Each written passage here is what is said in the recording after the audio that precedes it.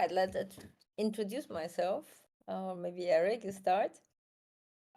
Yeah, I can introduce you briefly. So it's Ania from Fundacja Pani Ani. Um, it's a Polish organization and an associated partner of the European Network of Youth Cancer Survivors project. They provide psychosocial support for youth cancer survivors in Poland. And before I hand over to Anya, I just gonna say that we're recording the event and we're gonna put it up on YouTube. So everything is recorded in case you want to see it later again as well. And Magda will be helping me to moderate the chat and highlight any questions if we have any. Um, so yeah, that's it for me. All right, try to share the full screen. Let's try. Can we see? Is it visible? Yeah. Visible?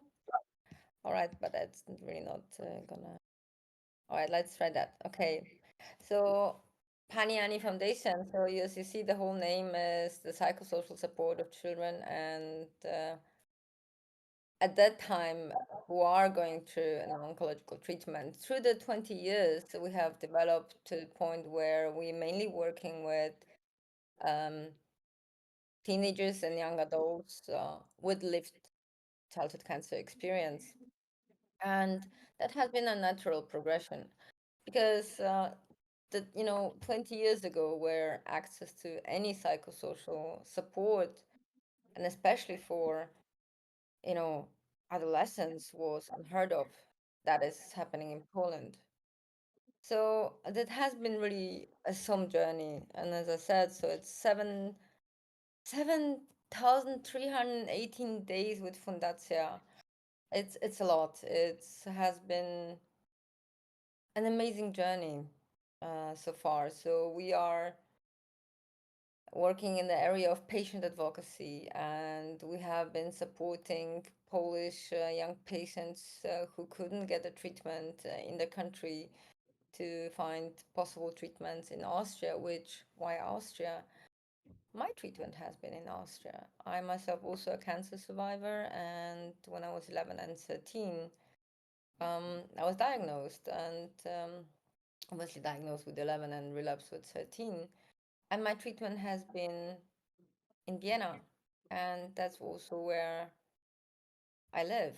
So it's a really sometimes a big journey between Poland and Austria, but that connection has been very helpful in many matters, and that would be to help exchange, help knowledge, help sharing experience, and starting to foster really amazing international um, experiences also. So, as you see, our team is primarily composed of basically is primarily young people with lived experience, and that has a certain magic because at first we work together, and then one day the person says, "Okay, I would like to do something in order to improve others' quality of life," so we can see how much investing in young people with lived experience has an amazing value in order for later to be their own patient advocates or healthcare professionals, for example. So, again, when I say when 2004, I was, running around and talking to people that like, yes, we need to do a psychosocial interventions, especially when a young person leaves the hospital and, to go back to school or work or integrate in their family life. And I swear to God, I was looked at and it's like, what are you talking about? You know, we have a bigger fish to fry here. We have to care about treatment first. And, once you have the treatment, you're fine, you're healthy.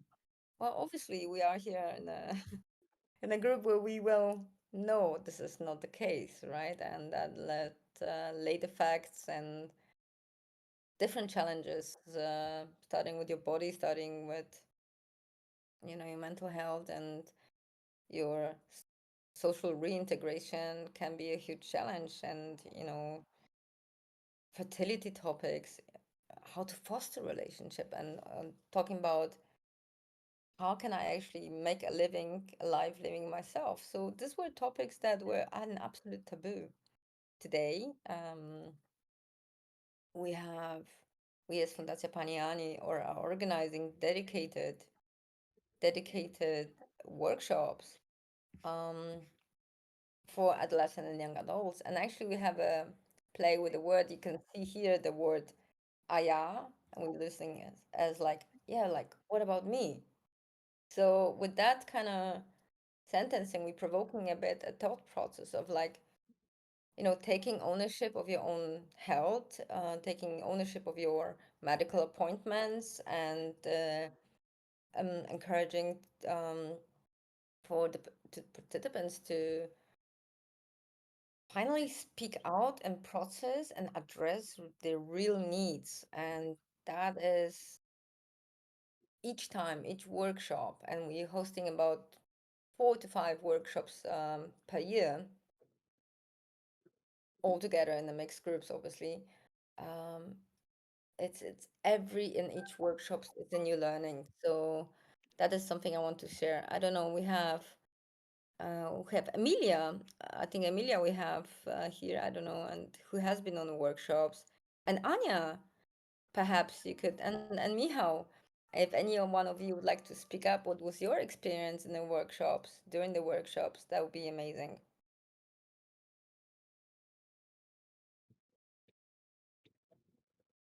Oh, I don't know if they can.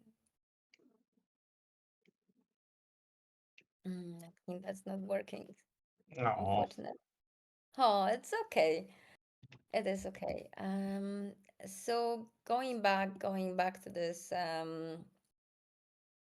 as you see, we are also for us, it's the feeling during the workshops. It's you're being seen and heard, and I think that's something so profound for every human, right? And especially when you have a lived experience and you all of a sudden feel understood and feel on one level and not being judged makes really a huge difference.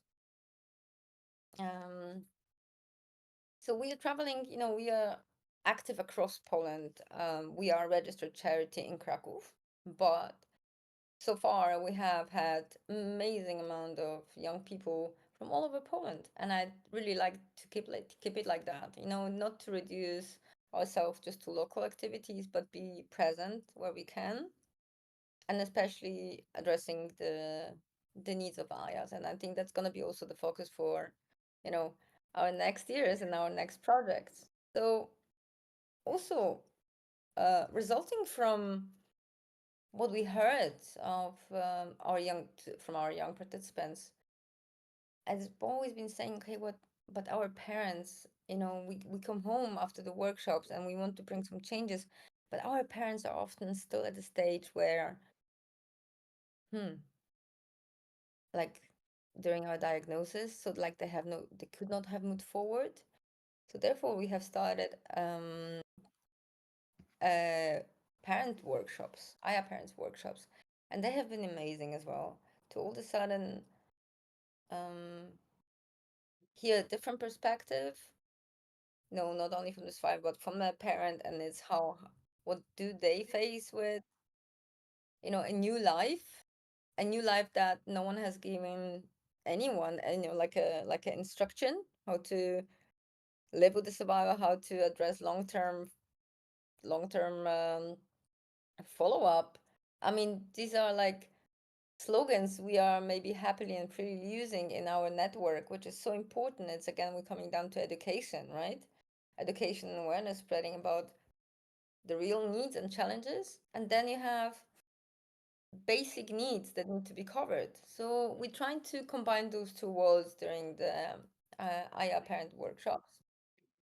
And also for our community that, um, for various different reasons is not being able to join, we have, or Magda actually has initiated Survivors Craft. So we're meeting online and obviously playing Minecraft. I would like to have Magda here to speak a few words about the project,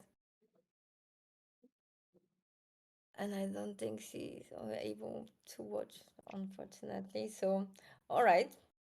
Uh, we have Mihao, who is also building amazing creative worlds in Minecraft.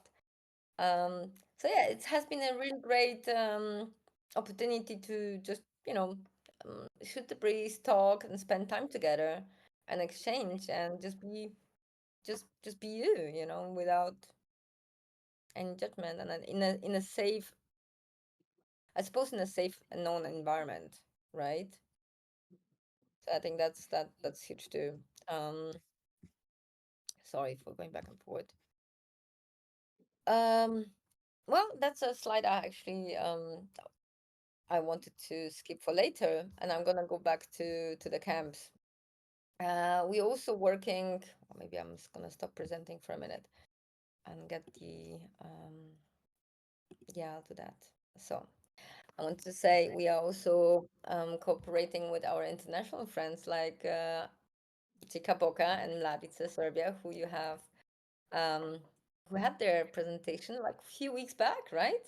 Yes, exactly. I think it's about a month now. And they are organizing an amazing camp in Mokra Gora in Serbia, and we were the past years invited to join, and this has been really some experience. We have one participant, Maciek, who's at the moment in Tokyo, starting from being 13-year old and having his first journey to now being just graduating and actually on the way to Tokyo by himself. That shows you how sometimes a process takes longer, but with the right support and with the right guidance and with the empowerment we're trying to do, and we keep us smaller groups, not because we want to keep it small, but it's actually because obviously the our people and then survivors and participants are changing and growing up, but yet we keep a long relationship, and I think that's something very valuable. Yeah, Boki, thank you. Would you like to say something about Chica, about We Can Do Anything camp in Mokragora?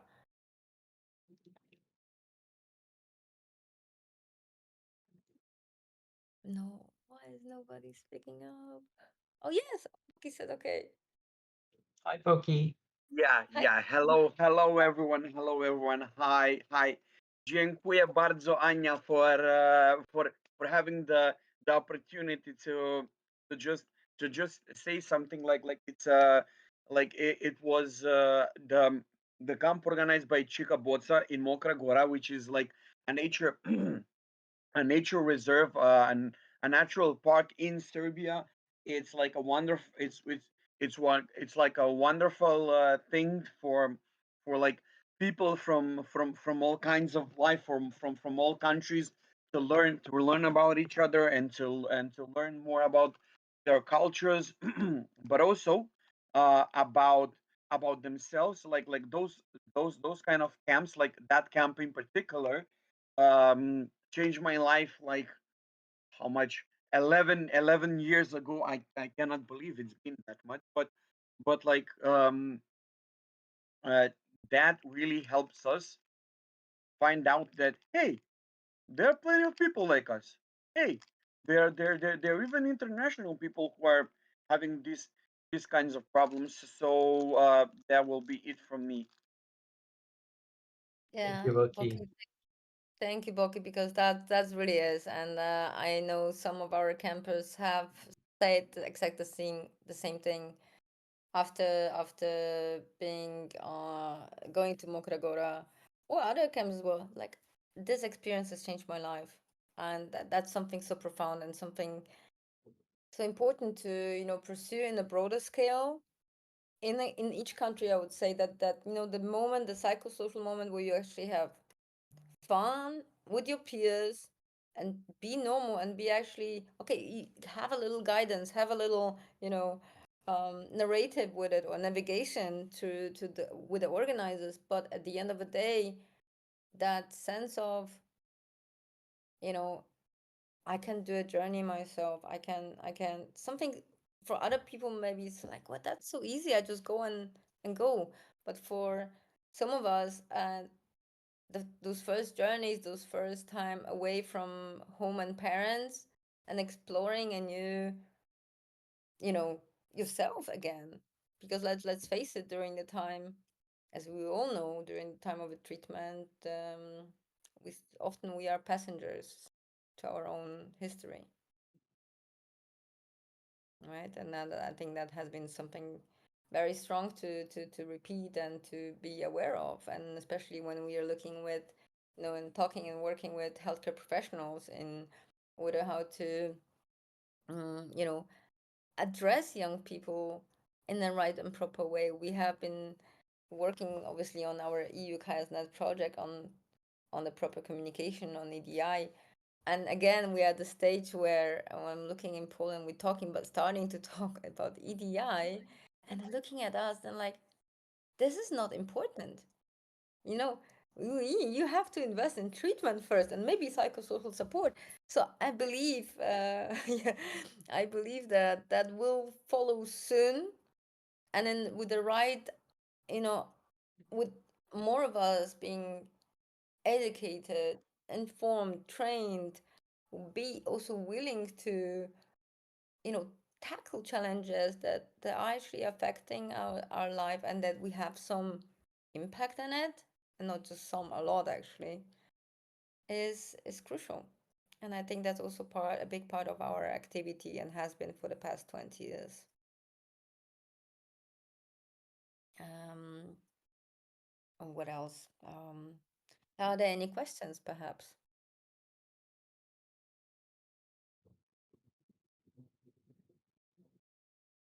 I do have some questions, but it's about the previous. So I think I'll save it up. Um,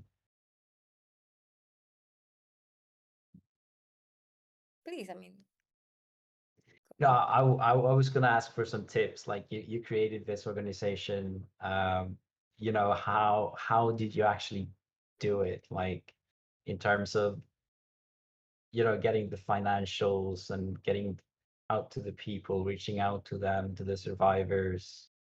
How did it start?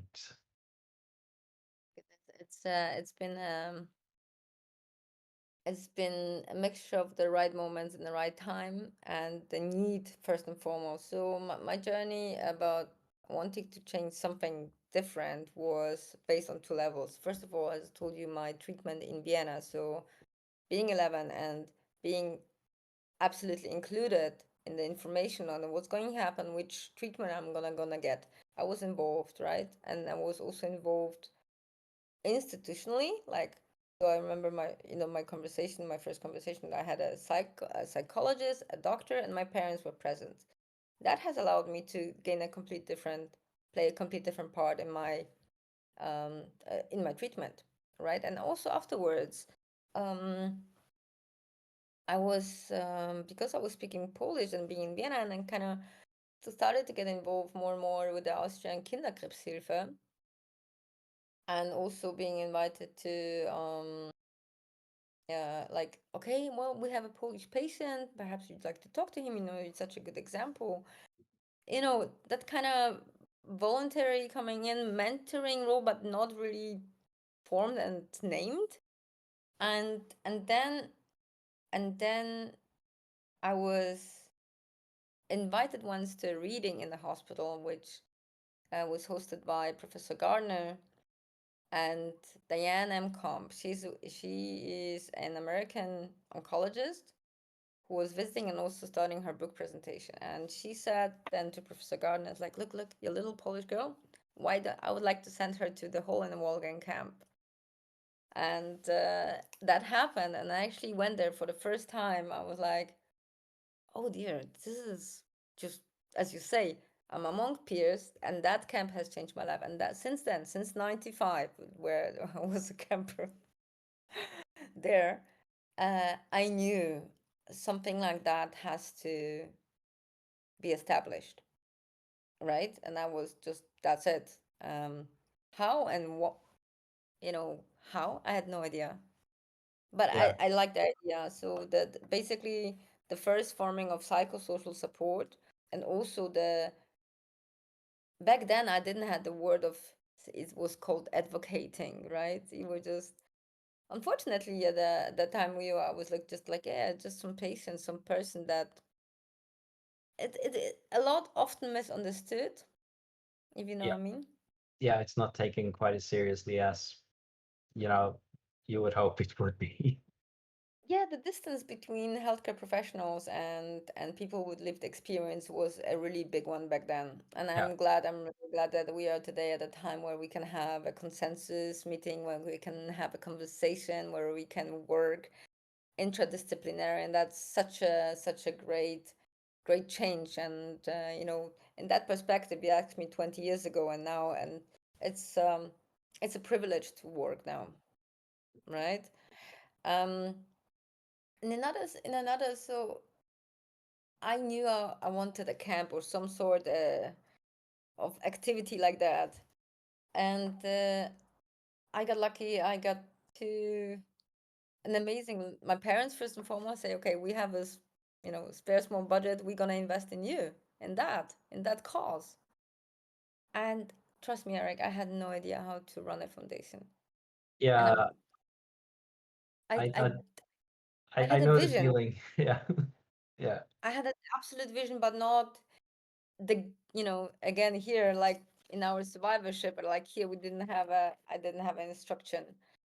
And so, mm, looking back, and at this point I was at the very first years I was spending more into supporting Polish patient in Austria, also working then very very closely with the Austrian Kinderkrebshilfe, as I say, with Karina Schneider, and we were part of a mentoring project which was amazing. So we were then, as educated mentors, allowed again to come back to the hospitals on the guidance, and that was an amazing project, I must admit.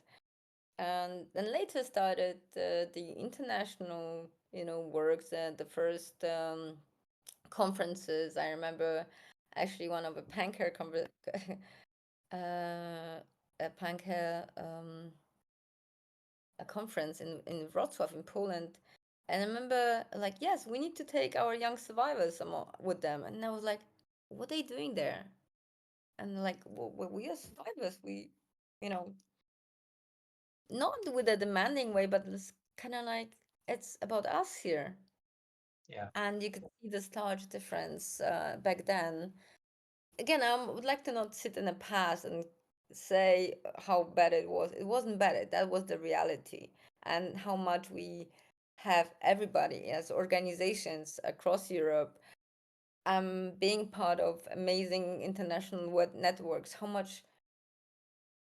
many agendas we can push forward, right? And address stuff as a stronger community. I think that's so important. yeah. And you mentioned Pancare. They are actually actively trying to get more survivors to join now. So it's a big difference compared to back then, I guess. Their their desire to have survivors on board. So that's a good sign, a very good sign. It's a very good sign. And also, the more we educate, we take the responsibility of dissemination of information as patient organizations, obviously, and also work together properly in the common interest of our target group, right? Yeah, Then I think, and that shouldn't sound like, okay, this is like a company plan, but in reality, we need to work together, yeah, right? absolutely. And I think it's important for patient advocates as well to have some sort of basic insight and try to use their own experience, but also realize that we're not adversaries with the healthcare professionals, that we need to work together. It's important. You know, happy to be able to delegate or send now to the recent trainings for the EDI training for healthcare professionals, but also for patient organizations. and the previous meeting in Vienna, um, our team, our people, also our trainers who we work with, healthcare professionals, and Emilia was also, I don't know, Emilia, you can say now something, or Magda. No, I think I could invite Emilia up if she wants. really lovely. She doesn't have to accept it, but she can if she wants. Yes, there's a hand up. Oh, I put it there for her. Maybe not. Maybe not. Okay, we will see if we still have some time to talk about it. So coming back to see how much progress happened, and that survivors are not just, or people with lived experience, being seen as, I don't know what was your feeling, but sometimes just like faces for certain Yeah. campaigns instead of real voices that, I mean, real needs, real challenges. We're talking about young people experiencing poverty, not being able to take out an insurance, not being able to uh, get financial services. This is something so profound, right? And again, addressing that from that experience is like, all right, okay, this is reality, and not just a call to action. Yeah. And I mean, that goes beyond the call to action, what I would like to say in that real matter. So having, voices like together with Youth Cancer Europe, and being able to work for you with you for and with Youth Cancer Europe for so many years, that has been an amazing, important step with the activity of Fundacja Pani Ani as well, and for myself, We do have a right? hand up.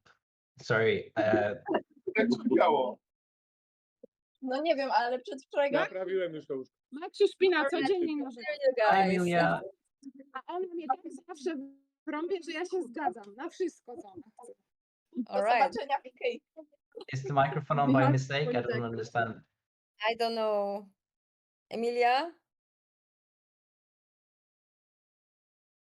All right. Okay, we do have another hand up. Sorry, Maria. I'll invite you.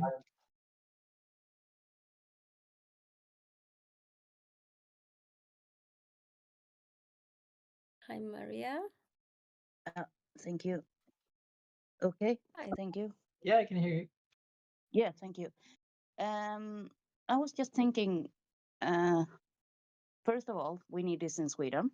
And second of all, how alone you feel when you are going to juggle all of this yourself. Because I was sick in, like, it's 40 years ago, 1982, but I still feel like I have to juggle everything myself. And I tried Yeah. many, you know, the they do have support for people with disabilities and handicaps and so on with doctor's appointment and such, but it doesn't really include me in the deal. And if you're alone at the doctors, sometimes they don't even believe you, and that's some problem as well, because I've been having some issues with pain, and my psychological issues is going, when the physical issues is bad, the psychological goes with it. Yeah. And I've been in a bit of a downward spiral sometimes, and the only thing is I have to pick myself up every time, and I'm getting tired of that. So this initiative is very, very nice, because I speak from experience. Then I say people need it because you're so lost. Yeah.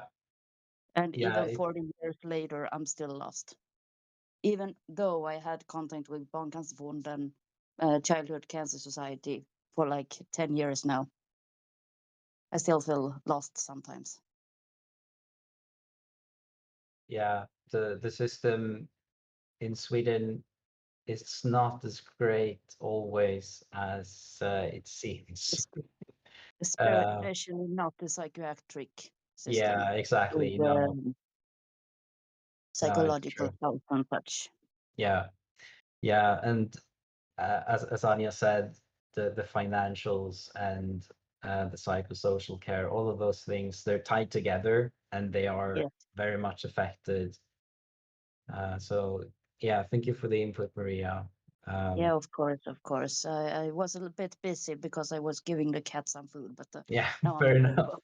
Fair enough. I was listening Yeah, all the time, so I'm just bad at listening and not doing anything else. So I have to do other things yeah, fair enough. Fair enough. at the same time, Yeah, or I get bored or something. yeah. Yeah, but It's that good. was It's my good input, that you're I think. here. Yeah. Yeah, thank you. I just Probably. logged on, so I think Yeah. I needed this right now. Yeah, it's great that you're here, Maria. If Yes, you want to thank you. speak more, I can invite you back up. Uh, but I'll Yeah, put you yeah, I back raised into my the hand in that audience. way. Yeah, Yes, thank you. perfect. No, Do you that have was any? great, Mark. Thank you so much for first and foremost for sharing what you said. And you know, sometimes thinking about like I don't know, 30 years past, and I think that's obviously here my private thought, and I'm speaking as Anya as a private person now, not as a Fundacja. Um,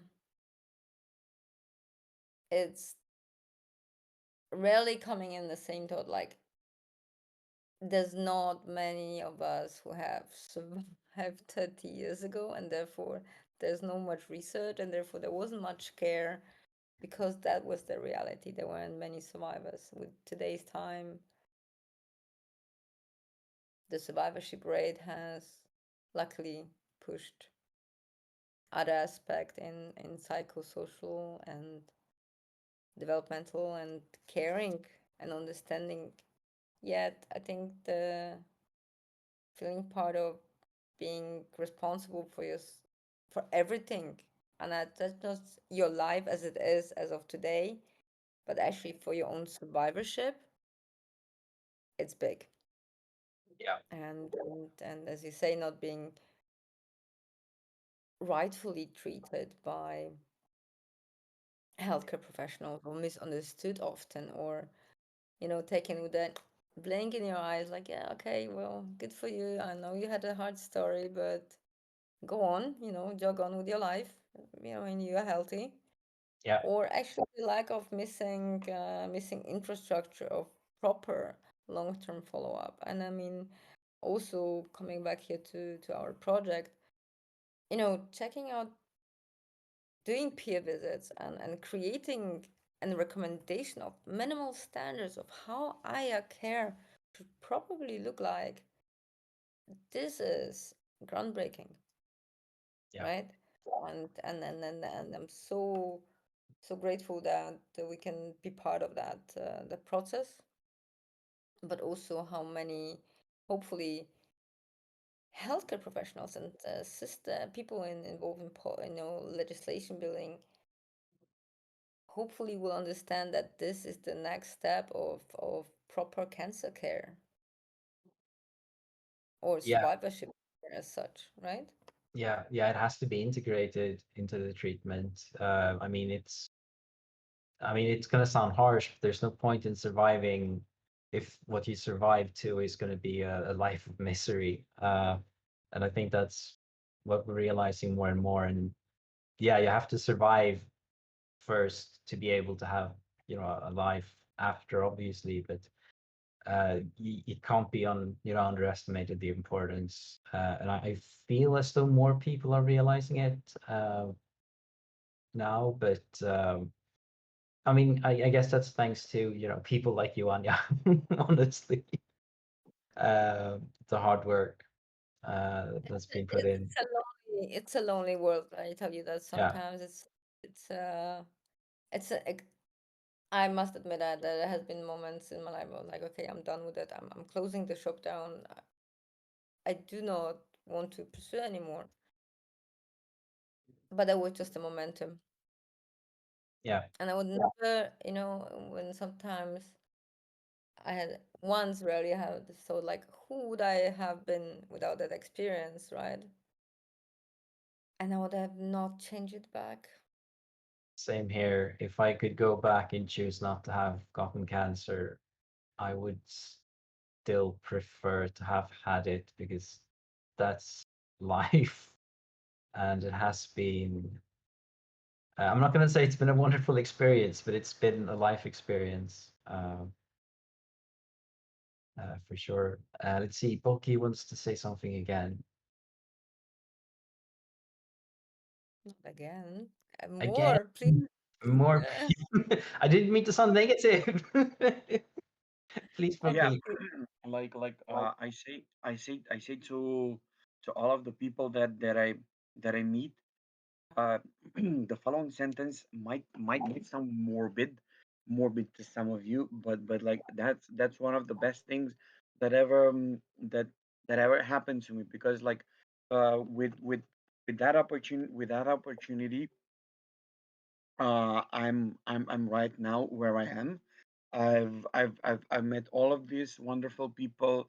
My passport is full of stamps, and I gained too much experience as a person and as an individual, as an youth cancer advocate.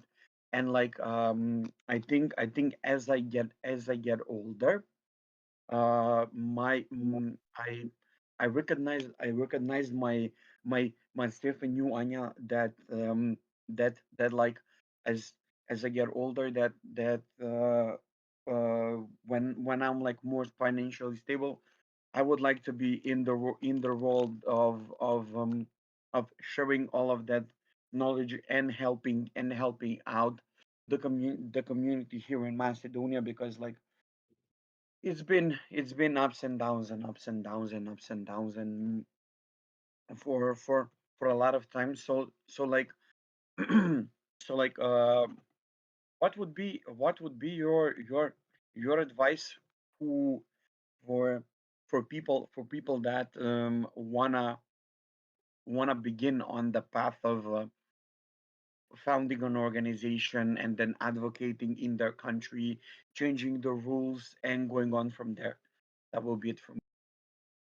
I think first and foremost, Boki, what you have, and that's what I would give an advice is to really go with it. Just don't think about how, just start it first and foremost. Just spark it, right? And I think that's the moment. Otherwise never gonna be a right moment. Trust me, ever later in life, gonna be the right moment. So when you feel it's okay, I want to do something. Get your people together. I mean, get your people together. I have been running the show for with an amazing support of friends and trainers and family, but more, it's been very sometimes a lonely go.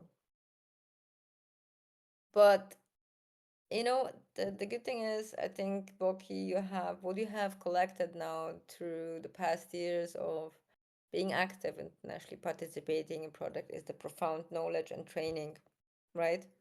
Something that is very valuable. Also, to step from the mental leap from being a mental patient into a person with lived experience, and I think that's a crucial moment in every in for each of us individually in the right time. So basically, have the guts, have good friends, have the trust in yourself, and really, really, and that sounds gonna sound cheesy, but follow through. And there are now more and more amazing grants and financing possibilities, cooperations, right? You're not uh, this one odd-looking penguin in our Arctic trying to find a way. You actually have a pathway already made through, and I think that's something so powerful, Boki. So something you can really thrive on as a young patient organization. Nowadays, also, the voice of a person with lived experience, and no matter which uh, source I would say of the lived experience was, um, it's not like just everything is voluntary. One can be properly reimbursed for experience. So I think that's also about a bit to work on yourself and believe that, okay, you also can have billable hours, and that's all right. Yeah, To work in a social environment, to work in policy shaping, to work and have billable hours. That has taken me nearly 20 years. yeah, It's been a huge, huge thing for me. yeah. And I mean, burnout is a big issue in the advocacy community. So being able to actually get paid for it, because there is a lot of work behind it. It's not just um, what you see. It's so much more in the background. But I'm positive that there's gonna be more of that in the future, especially with the funding that we can now receive. I think funding has been also, fundraising and funding. If you everything for every job, but um, there was also, and I need to mention this, the team I have a privilege to work with in Poland, and that's Magda, that's Emilia, that's Young Survivor. We have Carolina, who I need to mention as well. Yes, she started to come to our workshops when she was 12. Today she's 27, 28. I'm sorry, I don't want to. And as it happens right now, as we speak, in a town in Przemyśl, this is one of the border town in Ukraine. I'm telling you because you probably would know where it is. She she and her team are organizing one of the biggest swabbing for bone marrow database in the entire region of that town. It's amazing. So you can see how sometimes with the right, just guidance, as I say, when someone was asking me, well, what is your foundation doing? Well, we are taking people from one side of the water to the other side of the water, but they have to paddle themselves. We just give the place. Yeah. And I think that's the quickest way to describe what we do with Fundacja Pani Ani. On the minimal ground. But that's about an attitude. That's about sometimes you really just need a small push forward. So Boki, I'm encouraging you um, really strongly to go and do it. Yeah. And I think in general, also taking the opportunity, like if you're invited to something, if you see a notice about, you know, an organization or the government looking for input, just saying yes to those things, seeking them out and doing it, I think is important as well. Because it usually starts small and then it builds on it. Um, It but does. doing It it, does. yeah, Yeah. yeah, But again, I here having the building experience with Youth Cancer Europe and the places we've been, the projects and that has been initiated and the policy work, where you actually really start to say, okay, well that our experience matters yeah, and it has uh it can actually give a direction. And so again, I think the most important thing is to work through the patient mentality and start to enter the first and foremost self-advocacy, and then patient advocacy, or healthcare professional world, or policy shaping, right? But there's so many ways to get yourself involved and actually have a genuine impact. And I think one of another big learning point was, at first, I wanted to save everyone, and then it wasn't possible, obviously. But hey, you're young and you have a goal and dreams, and just, this is the only thing in your life that's working out, by the way, because your relationships suck, and the work, you can keep your work, and your concentration isn't great, and your work, and it's just so many things that go bananas, and then you actually, catch something, you're like, hey, I actually, I have expertise in these. But without the right infrastructure, again, that, for example, our advocacy trainings back then, or policy trainings with Youth Cancer Europe, that was the groundbreaking stuff of where we are now today, also as foundation and also as people. So having being able to be active local and international as really giving us a bigger and fuller structure of pictures, and that we can pass on down to, you know um, adolescents and young adults who are just at the beginning of the journey, or have not yet really have the tools, certain tools. I think it's about tools and the space for it to grow, and trusting the process, that it takes time. We still have growing up to do. You still have to deal with, you know, adultship as it comes with, and we know what comes in with adultship, right? A lot of Um, responsibility. right. There are so many things. Yeah. So saying Uh, that, and uh, and you also really need dedicated people around you, people who believe in the same cause, who, you know, ride with you on that crazy joyride sometimes, and sometimes it's time to destroy everything and then to rebuild, and it requires stamina, but in the most nicest way, not in a pushing yourself over the cliff, but actually growing properly with the role, with the momentum, and that has been a huge thing. Also, and this is, again, this is based on my personal experience. In the earlier days, like, how is my voice matter? I didn't find that my voice was mattering in the broader scale. So, I was going to training this and training that, and then if I'm a professional or have so many conferences, then I'm gonna that my knowledge is gonna be justified, that my experience is gonna be justified as seen as professional. And I think that was also a huge puzzle in the whole picture. That yeah. was very important to recognize that.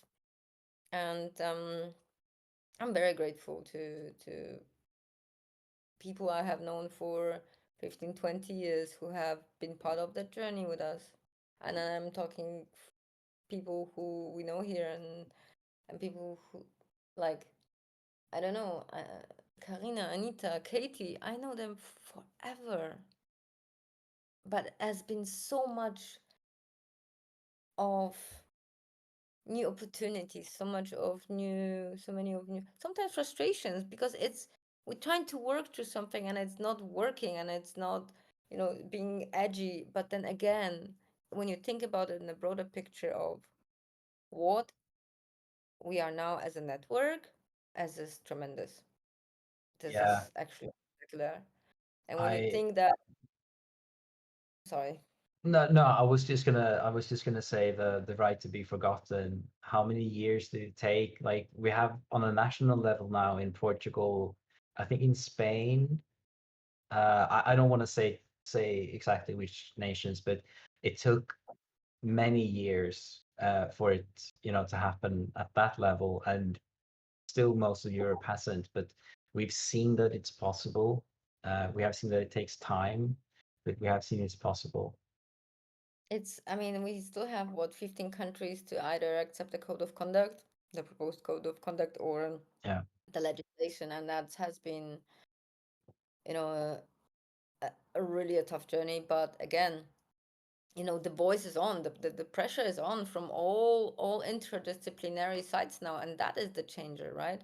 But remember that white book that has been introduced, and that was the stepping moment when you were cross-border healthcare, addressing right to be forgotten, fertility preservation, right to reconstruction, and mental health support, right? Yeah. And these are all areas of our lives that somewhat are neglected, or we find that we don't have proper access to. So I think, again, coming back and sitting in each, whether you're a small or big organization, find a way to not just get loud, but actually work together in a common census, in a common idea or topic. And there's so many to cover. So we cannot ever take our own works away, right? So just please work together. And that's, I think, that would mean so much to me as an organization, right? To Yeah. cooperate. We have also so many projects coming up. I see we have 3 minutes, and I think that I could talk and talk and talk. Like, we just I was so happy to hear about our friends from France, and I'm sorry, I don't remember right now the organizational name. But Anela? yes, thank you. Yeah. I'm sorry. Thank you, Eric. And and when I heard that they're also planning to introduce the Aya Academy and roll in, I was like, this is amazing. This is happening because we have also just won not one, but we are part of a grant applications to actually start an Aya Academy, and this will be a project that is not like workshops where we meet up for 4 days and work on a topic. This is gonna be a half a year process. So a particular group gonna be, monitored, not mentored, not mentored and guided for half a year straight. So I think the result's gonna be spectacular, and I'm also, because of the presentation of our friends a couple weeks ago, we got in touch, and there's maybe a project we have, we can compare again best practices, and that's the amazing power of this network and of this possibility like that, right? So Yeah. Yeah, taking thank part in all of those, it's a great way. You will find these small things that will expand. And yes, I was thrilled to hear about Anila, and I was happy to hear that you're doing the same thing as well. I think it's going to help legitimize, as I said back then as well, that it's going to legitimize patient advocates, and yeah, I mean, legitimizing and perhaps them taking us more seriously. Uh, so it's a great initiative. Yeah, I'm really grateful for every single 7,000 days, or more than 7,000 days that have passed. And when you think on considering what are 7,000 days, so much and so nothing, right? Yeah, it was 20 years ago since I was diagnosed, and it's a very long time ago, but it's also not, paradoxically enough. And it's been a long journey for me personally. So yeah, I can relate definitely. And it's so amazing to like you know be able to talk today from that perspective, be part of different conversations, and be educated. And of course we know there's so much work to do, but hey, that's what arms up. And Yeah. no matter if it's Sunday or Monday, you're still working as a small NGO, but I hope that will change too. It does. It takes time, but I mean, we do see that it makes a difference, right? even though it feels like it doesn't when you're in the middle of it, because you keep saying these things and they just say no, that's not. And then 5 years later, they're like, yeah, okay, we're gonna listen, and then you realize that you were right all along. It's frustrating, but it does work eventually. Yeah. It is. And again, really a big thank you to my team, to an amazing team, engaged and active, and also on the voluntary basis. And that is, so important to, again, to make it bold here. Thank you for all your work and contribution you're doing, because I know what voluntary work means, and that is what you can give someone that is most valuable. It's time and attention. Yeah. So uh, thank you to an amazing team of Fundacja Pani Ani. All this amazing 20 years, and also thank you, Anya. Indeed. Yeah, 20 years it's very impressive. It really is. Thank you. I don't know if there's any questions or not. That's been a Any questions, comments? well, Eric, we must have left everyone speechless then. Oh yeah, I definitely did. I did have a question. It's more personal, but you said you received the treatment in Austria. Did you live in Austria prior to getting cancer, or was it because you got cancer that you? I did live about a year and a half or 2 years. So I moved to Austria when in my second grade of school, when I was 8, I think. And my God, luckily I was there. Um, Fairly enough to, and I don't know how much time we have. This is about whether it was 1990 or it's 2024 cross-border healthcare. It's still a topic, because back then I didn't have any insurance coverage, and the idea of, you know, Yeah, being not insured as a kid, and I cannot imagine what a parent also has to, come up with. They come up with to get your child insured. So yeah, I had the prime diagnosis was done in Krakow in Poland, and it was for that time a perfectly done diagnosis, yet there was no treatment solution. So obviously everything was as quickly as it was possible by the system. I moved back to Vienna. The papers through my insurance papers or official document that had to be, back then, no internet. I mean, we're not talking internet. We're talking yeah, a fax if you were lucky, yeah, and and getting yourself, insured, and through my parents, and starting the treatment. And I mean, yeah, I was speaking some German, but I wasn't speaking, you know, German as I did later, or actually. So, you were in a different country, you had a different language barrier, you had um, typical socioeconomic challenges, actually. And yeah, there you go. And my goodness.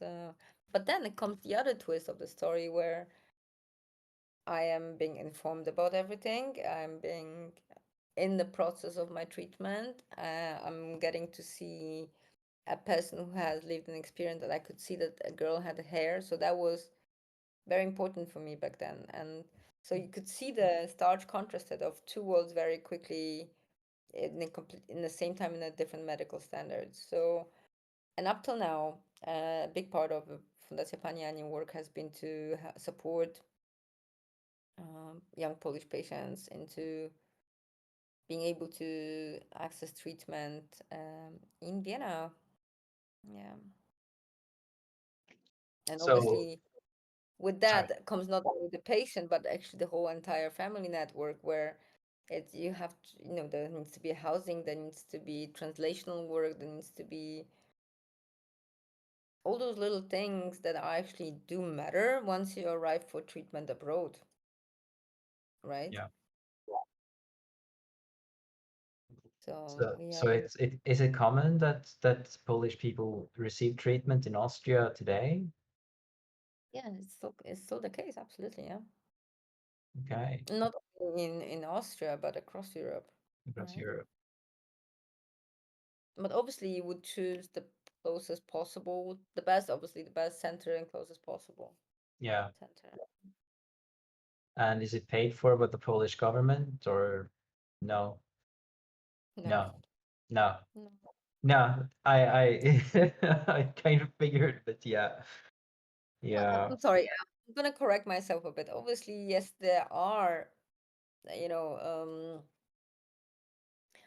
cross-border health regulations, and the saying is, if you cannot get a treatment in your country and it's life-saving treatment, you obviously are entitled to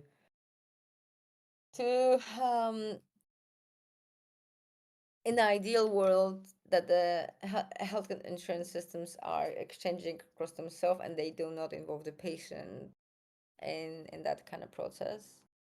But in reality, um, it's either, most of the families that were here were either we were operating a bit in a gray matter, and we had, for example, supported them to establish a company, a one-person company in order to get insured, or get one of the parent hired somewhere so they can get insured, or huge it's a we our organization doesn't do that because there are other organizations who are very good at it's collecting money for treatment abroad yeah, or fundraising for it, and there are special platforms, but we are more the pathway navigator and the person on site or the organization on site that get your psychosocial support that yeah, turns out to be so important when you got your medicational needs covered, yeah, and that's really often a one-to-one work that doesn't know, yeah, all right, it's 5 o'clock, I'm taking off, right? yeah, So but that experience again could have given me the perspective of what still needs to be done and addressed in Poland back then and still up today, right? So it's yeah, good to actually have two perspectives or more in order then to not reinvent the wheel, but actually come up with, if possible, with proposals that could, you know, bring good changes and practical solution to patients, and not theory, right? yeah, We do know that we need long-term follow-up clinics, but now what is missing so that the system can do them? yeah, yeah. And it's a complicated issue. I guess there's a lot of, money involved, but there also needs to be the competence or the competency to actually have enough doctors, oncologists, nurses, psycho-oncologists. I don't know if we have any in Sweden yet, honestly. Last time I brought it up, they said, why do we need psychologists? We have psychologists, so, you know, Yeah, um, why do we need psycho-oncologists? That's a good question. I mean, I if you like I- me, you'll be cool. Wait, I couldn't see. nostalgic. Yeah, Coyote has nostalgia for hospitals. I don't relate to it myself, but I know that there are some that actually that do. Um, so it's definitely, valid um, for sure. So yeah, And I don't think it's weird, by the way. I don't think it's weird. It's just I can't relate to it personally. Um, let's see, Maria has a comment as well. Yeah.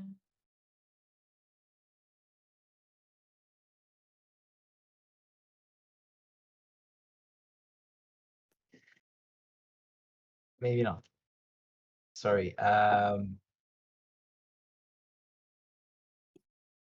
see. I don't think I have any more questions personally. Does anyone else have any other I think Maria questions? is still typing, and then I think we have a. It's Saturday night, right? It's not only about cancer. What are you guys doing for Saturday night tonight? Soccer. Yeah, Yeah, the soccer. No, I'm not gonna play soccer. I'm gonna watch soccer. It's the European Uh, Championship. Do you not watch soccer, Anya? No. Maria, I see what you're getting. This is then the gap between, proper pediatric into adult care, and then where are you? Like in no man's land, right? Yeah.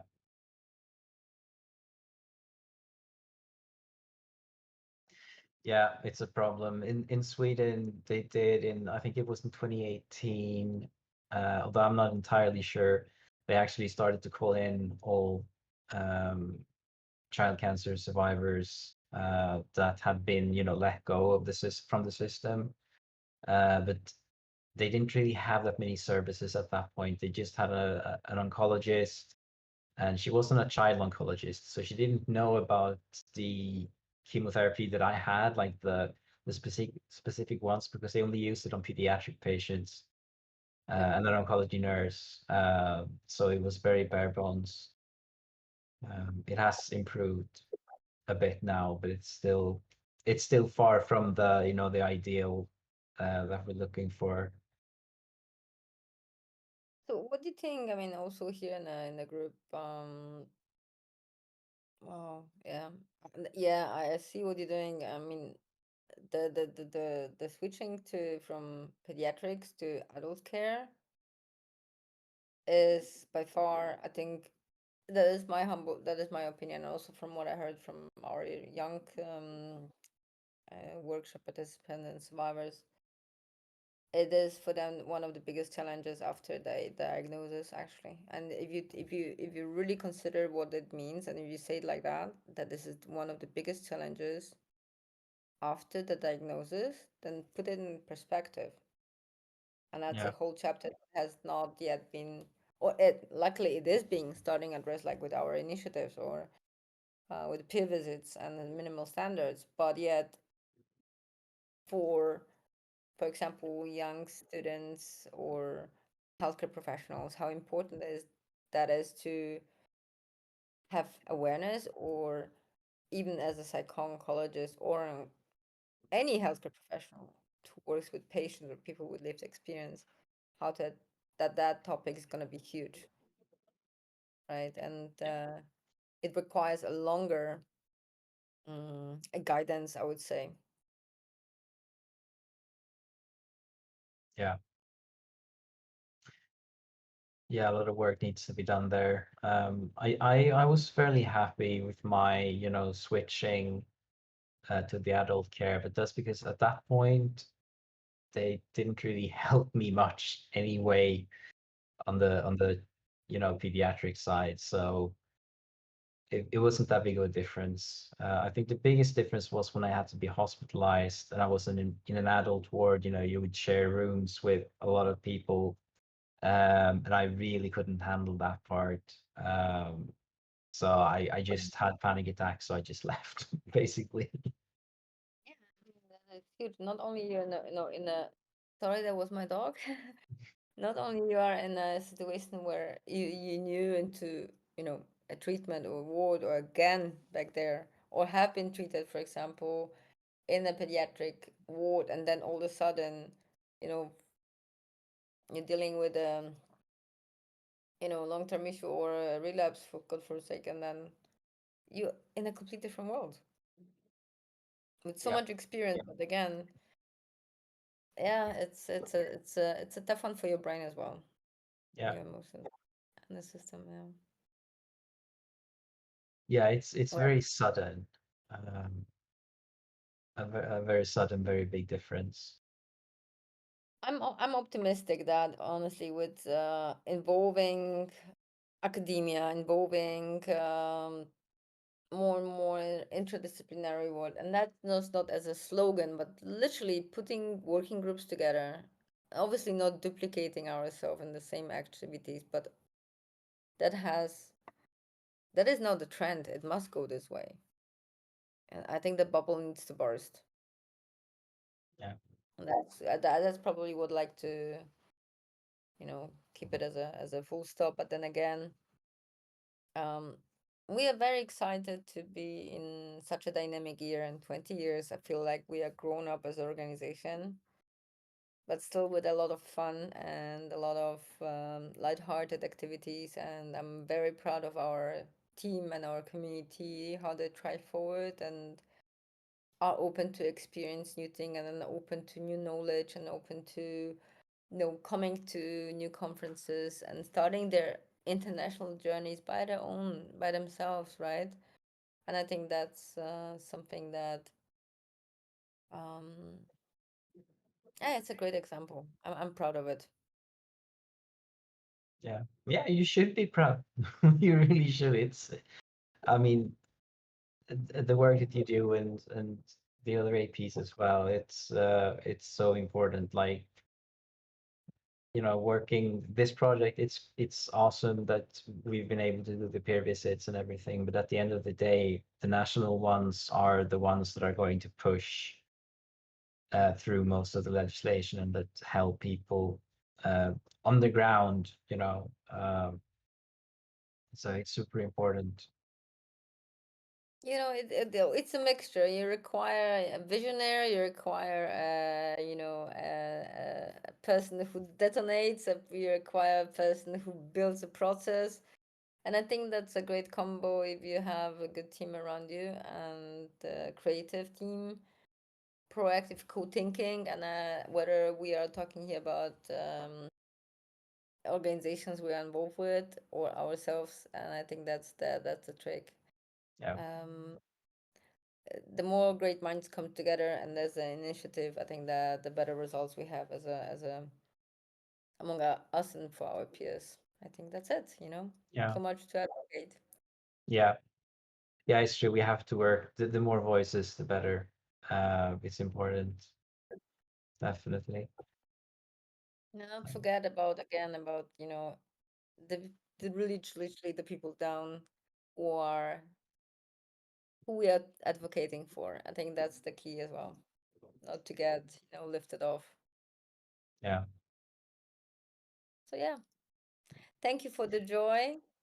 Thank you for tonight's stage, and thank you for all of you, Maria, Christina. I'm sorry, I don't know who's behind ES, RAC, and It's me. Ines.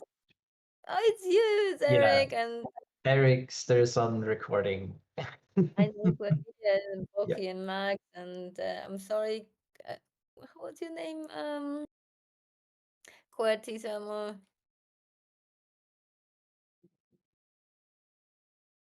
He just goes by QWERTY usually, but maybe he will reveal his name now. Who knows? I think that's like it's QWERTY. Okay, hi QWERTY. Lovely to meet you. So again, thank you very much for Saturday night with Fundacja Pani Ani. Hi, Aiden. Alright, all right. Okay, it's not Aiden. Okay, that's one name And crossed off. Yeah. Good. Yeah. I Thank you wish you to Anya. It's been thank you. amazing. Thank you so much. Thank you, everyone. Bye bye. Thanks. Bye.